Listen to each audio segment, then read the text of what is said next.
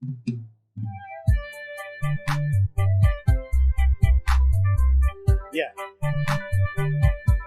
Are you there? You have to help somebody. Please help. Every day, people talk about love. Every day, people say, I love you. Yeah. What? Hello. How are you there? I'm okay, one. I'm a graduate of English. I'm a phonetician. I'm a phonologist. I'm a grammarian. I'm a specialist in English speech. I help people learn this language and know it well. I am interested in something. Speak English and sound educated. That's all. Don't learn English to begin to chase Americans or chase British people. You can't be here and be in England. No.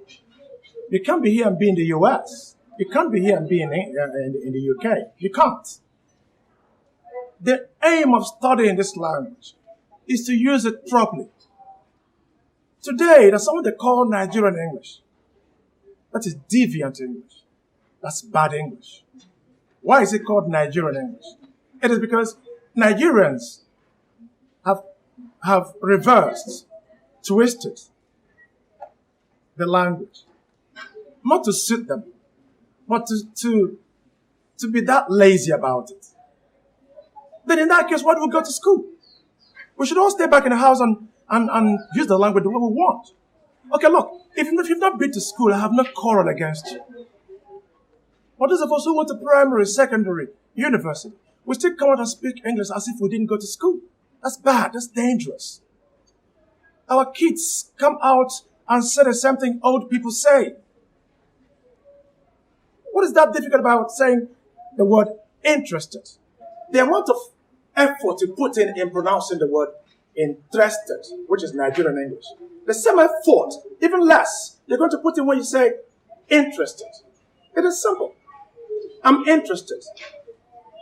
What's the difference between that and I'm interested? I'm not interested.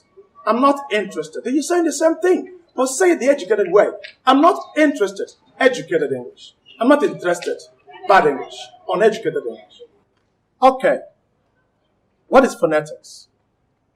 Phonetics is the scientific study of the sounds of a language regarding the mode of articulation. We call it manner of articulation, place of articulation, including the amount of jaw opening and all that. But you see, that's not the main point.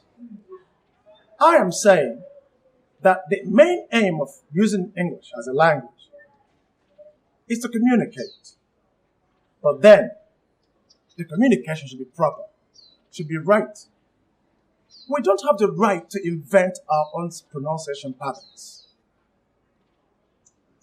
We don't have that power to unilaterally change the way English is spoken because we're afraid to say it right or to speak it right. Or because, I did some research. I found out that maybe phonetics, maybe phonology, the way English handles their words, the way the English handle their words, is a bit difficult for the ordinary man to understand. Okay, fine. What about the academic part of it? In schools, how come we take these courses and we don't have anything to do with the practical part or the spoken part? You teach me sounds because I'm going to write an exam. What about teaching me sounds because I'm going to use the sounds? Okay. If you don't know the sounds of English, don't teach them. Do not pretend you know them. Because if you teach a word like work, homework, do you know the amount of damage you are causing the child you're teaching? Okay, what vowel is that? Homework. What vowel is supposed to be that? That's vowel number 11. Look at my lips. It's quiet and neutral. But when you are not aware or grounded in how the sounds are used and you're using them, you will cause some problems for the child. Problems. Because one, when the child is 2 years old to 10 years old, the child is able to use any language, learn it, and use it properly. But at the end of 10 years, the child is no longer able to make reversals. If the child is used to homework, the child will have difficulty reversing it to homework. If you say, I heard, the child will say, I heard you. If you say turn, the child will say 10. 10 is a different sound from turn. 10 is vowel number 3. Turn, vowel number 11.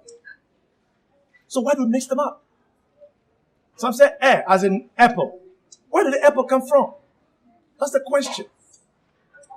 They say, okay, there's a mixture of upturned and They say apple. That sound is American. But the way you say it's not even fully American. So in my class, in my office, I am going to teach you the proper way to handle these sounds. All the vowels. The P vowels, the 12 of them. The diphthongs, the 8 of them. I will teach you the proper way to handle it. So that this misinformation will stop. It's about time this rubbish stopped. And I am all out to stop it. I will spread, I will disseminate the information. East to west, south to north, in Nigeria, in the entire Africa, as in the proper way to handle these sounds. Again, this language is not yours. Don't invent. If you can't handle it, say you can't handle it. Let somebody else that can handle it. My point is, if you want to know this language, sit down and listen to the owners. Let's use this language. The right way should be used. It is easy. You can do it. I can do it. If I can do it, you can do it. I've not been to the US. I've not been to England. So my point is, I am going to teach you this course in a way that will be easy for you to understand. I have my website. It's out there. I have my channel on YouTube. I have my CDs. Okay, we want educational foundation. That's it. And you're there. So that this truth that has eluded all of us can be told the right way. You learn when you have vowel number 1, E. When you have vowel number 2, E. When you have vowel number 3, E. When you have vowel number 4, A. Vowel number 5, R. Vowel number 6, O. Vowel number 7, O. Vowel number 8, U. Vowel number 9, U. Vowel number 10, Vowel number 11, Vowel number 12, that's a schwa. It's a sound used to reduce syllables. So, I want to thank you for paying attention. Now it is time to go to class. Come with me to my office, and I'll give you a proper analysis of these things you want to know.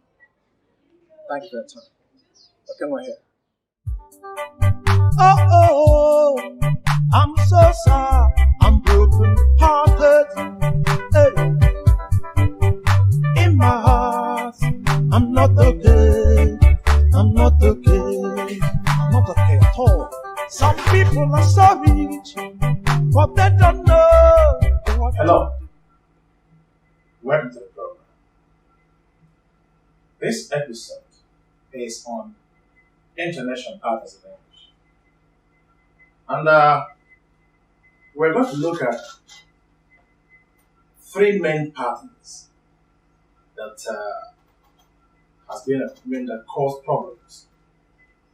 We're going to look at 3 main international patterns, or tunes rather, that cause problems in terms of usage and all that. And I want us to know, in fact, I'm going to give a warning. When I teach you, what I teach you is not intended to be an opportunity for you to begin to challenge the white people, those that own the language. No, I am not doing that. I am only teaching you to speak and sound educated. That's all. I don't think those who are speaking English or learning it to be able to challenge the white people are doing the right thing. No. So whenever I teach you, whenever anybody teaches you English, Let it not be that the person is looking to get you to, speak and challenge the white people, as in the English people or Americans. You can't do that from here. I have not done that, so you have no need to do all that. So, we shall look at 3 intonation patterns: rise in tune, fall in tune, rise fall tunes. Now, what is intonation? Let's make it simple. Whenever you want to teach people English, simplify it, make it very simple. It is no competition. So, intonation, in the simplest term, is the rise and fall in the speaker's voice during the speech. Now, in some other languages, voices do not rise or fall, as it were, the way they do in English.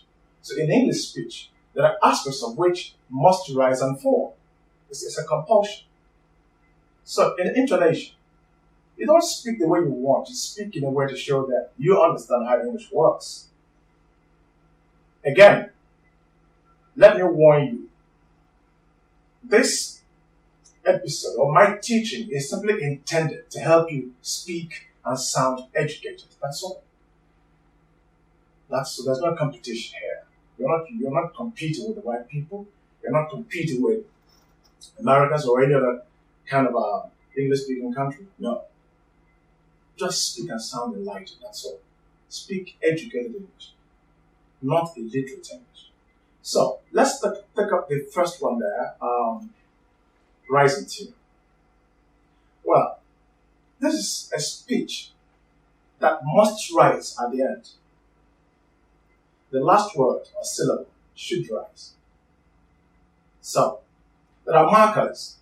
Once you talk about rise in tune, there are markers. Now, the first marker, as you can see on my board there, is are you. The second one is are you, can you, can I, have you. Again it says, did you, may I, would you. So here, it's a simple thing. The first one there says, it's in the book. You can have that later. But see the way they work. Once you begin any sentence or statement with are you, it's going to rise at the end. E.g., are you there? Are you okay? Are you serious? Are you serious? It is bad English to say, are you serious? Are you there? Are you okay? That's bad English. In fact, it's Nigerian English. So, let's go again. Are you there? Your answer should be, I'm there. That there goes up because it's a question that demands an answer that must rise at the end. That's what they call rising tune. Are you there? Can I help? No. Are you there? Are you serious? Are you okay? Are you insane? Are you crazy? Are you mad? Are you wasting my time? Are you playing with me? Are you kidding me? Things like that. Not, are you kidding me? Are you wasting my time? Are you talking to me? Are you alright? That's bad English. Are you alright? Are you okay? Are you talking to me? Are you referring to me? Were you, things like that. They're in the past tense. The past tense of are is where. Were you there? You can even use words. Was it you? Was it there? Please. Next.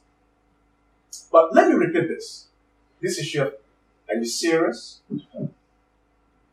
Don't, from today, as soon as you listen to this video, don't ever say, are you serious? That's Nigerian English. I don't know how we got to that. But it should always be, are you serious? Like seriously? Look, seriousness. Some of you say, oh, serious? I say something to you and you want to find out if I'm serious. You say, oh, serious? No. That serious is an adjective. It should be seriously adverb of manner, or even if it's degree you're looking for. But it should be seriously. Then some of you say, I want it to take me serious. No, I don't take you serious. I take you seriously. Good. Next is can you? So we say, can I help you? That's bad English. Can I help you? Can I ask you a question? Can I see you a minute? Can I come with you? This is how it is done. What the heck? Yes. Can I help you? No. Yes. Can I talk to you? Can you see me? No. Can you see me? Yes, I can see you. Some of you say, are you seeing me? That's bad English, under the circumstances in which we found ourselves. It should be, can you see me? Can you see me? Can I talk to you? Can I ask you a question? Can I see you a minute? Can I come with you? Can I sit with you? Okay. Next is, did you? You don't say, did you do it? No. Did you do it? Correct. Did you see him? No. Did you see him? Correct. Do you care? No. Do you care? Yes. Do you want it? No. Do you want it? Yes. You want to see me? Yes. You wanted to see me? Yes. Okay. Next there is, may I or have you? We didn't talk about have you. Some of you say, have you finished? No.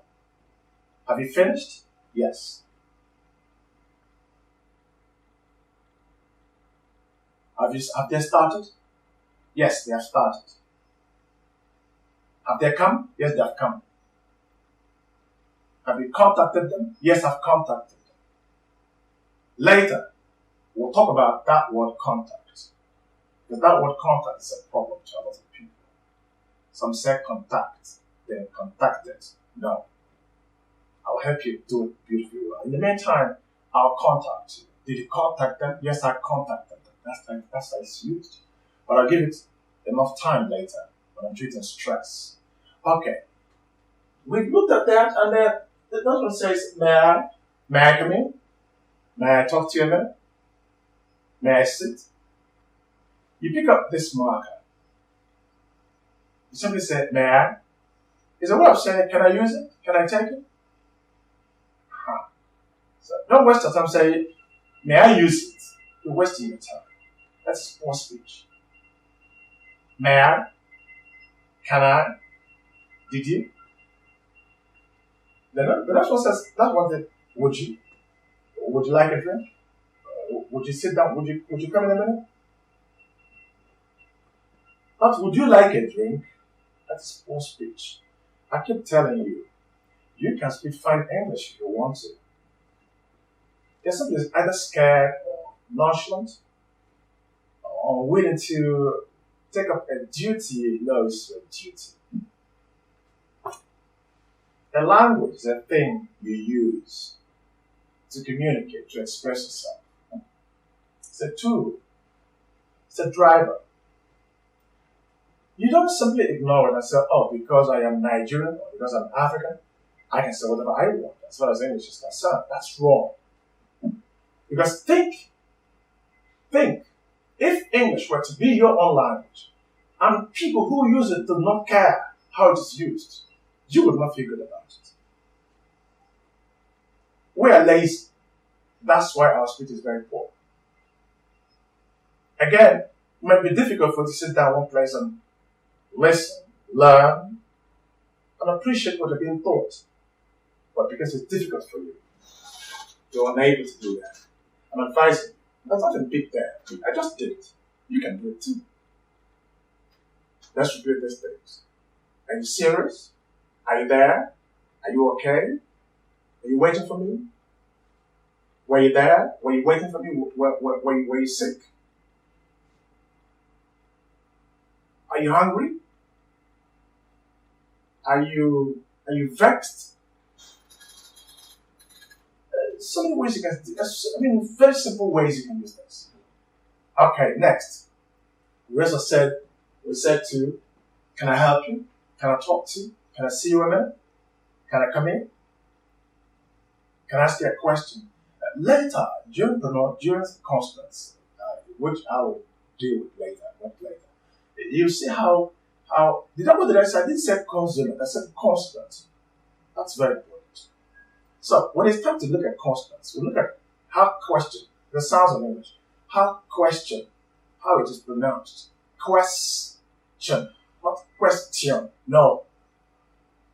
Okay, there's a slight variation there, as in how the English people use the sound there, and how American Africans use their sound there. QU as in call and que.